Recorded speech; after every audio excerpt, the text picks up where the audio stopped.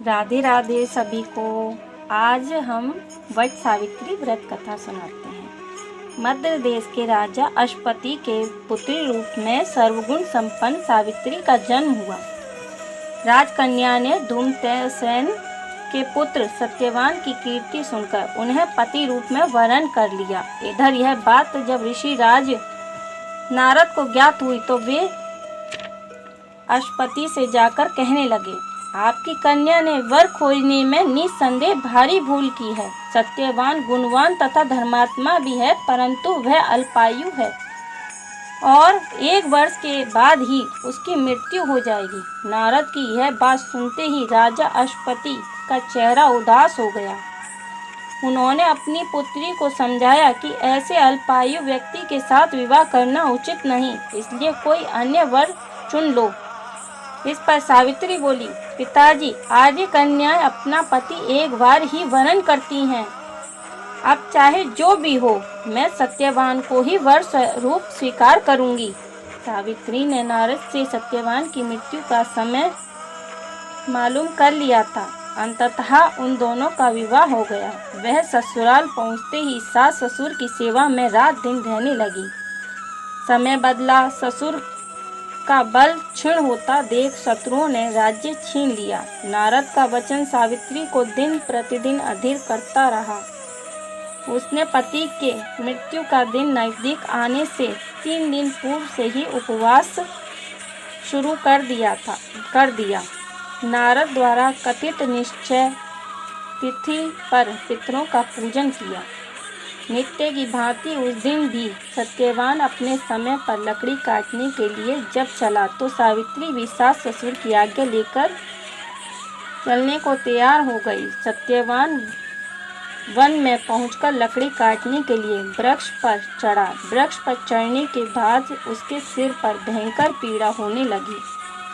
वह नीचे उतरा। सावित्री ने उसे बड़ के पेड़ के नीचे लिटाकर उसका सिर अपनी जांघ पर रख लिया। देखते ही देखते यमराज सत्यवान के प्राणों को लेकर चल दिए। कहीं कहीं ऐसा भी उल्लेख मिलता है कि वट वृक्ष के नीचे लेटे हुए सत्यवान को सर्प ने डस लिया था।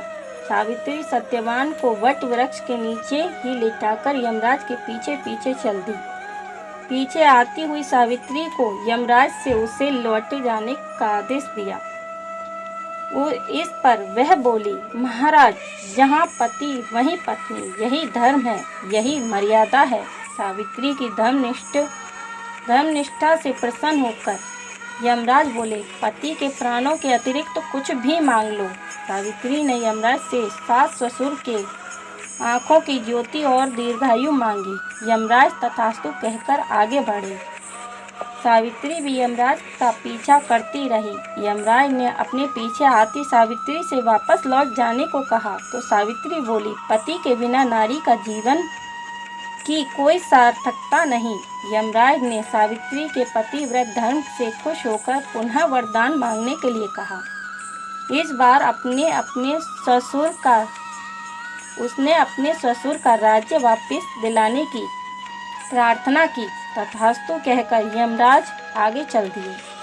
सावित्री अब भी यमराज के पीछे चलती रही। इस बार सावित्री ने यमराज से 100 पुत्रों की मां बनने का वरदान मांगा। तथास्तु कहकर जब यमराज आगे बढ़े तो सावित्री बोली, आपने मुझे 100 पुत्रों का वरदान दिया है, पर पति के बिना मैं मां किस प्रकार बन सकती हूँ।